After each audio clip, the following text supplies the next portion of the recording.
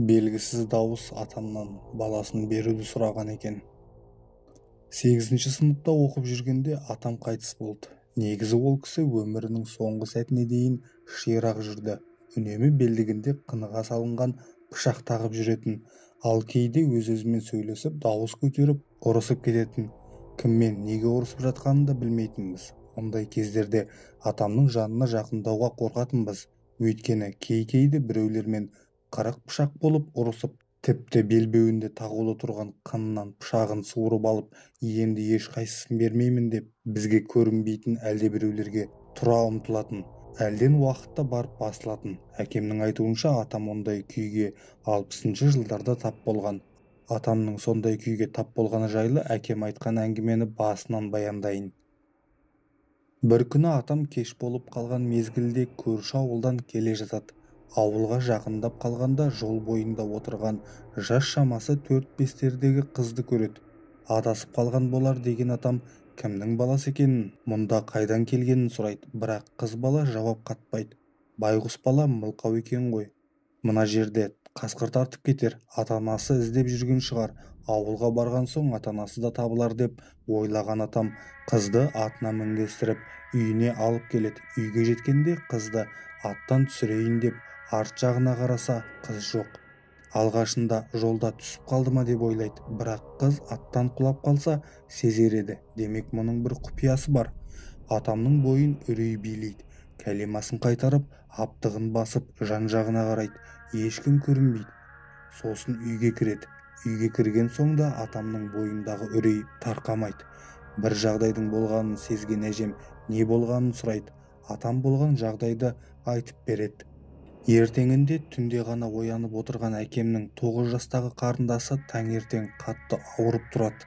Не болғаны түсініксіз, тілден қалып көзін ашпайды. Науқастанған баланы қараған молда да, емші де нақты ештеңе айта алмайды. Жасаған ем-домдарының да көмегі болмайды. Атам мен әжемнің алладан тілек тілеуден өзге амалдары қалмайды. Кеш болғанда кенет атам өз-өзімен сөйлесіп, бермеймін деп жылап бастайды.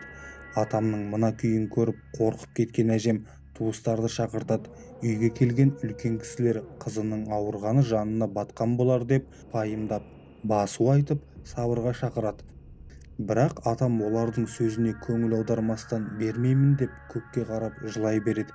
Әлден уақытта атам жылауын тоқтатып өз-өзіне келеді. Үлкендердің не болды деген сауалына бір дауыс қызыңды бер деп сұрап қоймай жатыр дейді. Сонда молда тұрып, бұл шайтанның әрекеті, айтқандарына көнбе, бердім деп айтушы болма. Егер бердім десең қызыңнан айырыласың дейді. Бұл жағдай 3 күн қайталанады. Кеш болысымен атам бермеймін деп жылай бастайды. Туыстары қасына жиналып бермеймін деп атама қолдау көрсетіп отырады.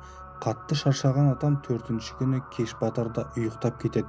Бір кезде қасында отырған туыстары атамның ұйықтап жатып бердім деген сөзін естеді. Туыстары атамды жұлқып оятып бермеймін дейді. Атам өң мен түстің арасында не болғанын білмей отырғанда анадай жерде ауырып ес-түссіз жатқан қызы ух деп күрсініп жан тәсілім етеді.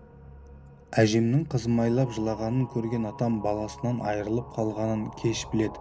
Жалма-жан бермеймін деп айғай салады. Бірақ атам кешіккен еді. Сол кезде 4 күннен бері құлағына келіп жатқан қызыңды бер деген дауыста тоқтайды. Қызы қайтыс болған соң арадан 4-5 жыл өткенде атам тағы да өз-өзімен сөйлесіп, енді ешқайсысын бермеймін деп өзінен басқаның көзіне көрінбейтін белгісіз біреулермен ұрысуды бастайды. Ондай жағдай айына кейде 2-3 айда қайталанып отырды.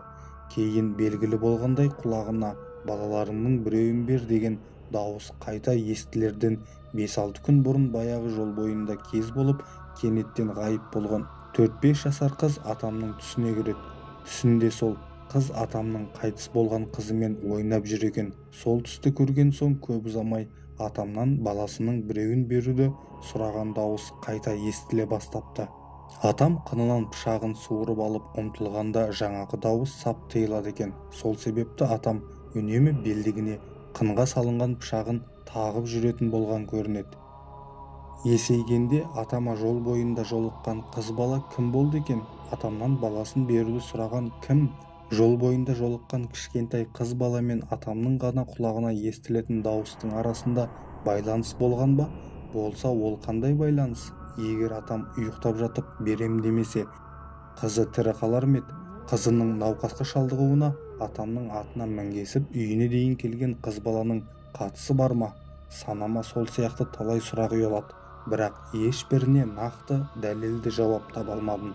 Бір білерім, қандай да бір тылсым құдіреттің әсері болған-ау, бірақ ол қандай тылсым күш, ешкім білмейді.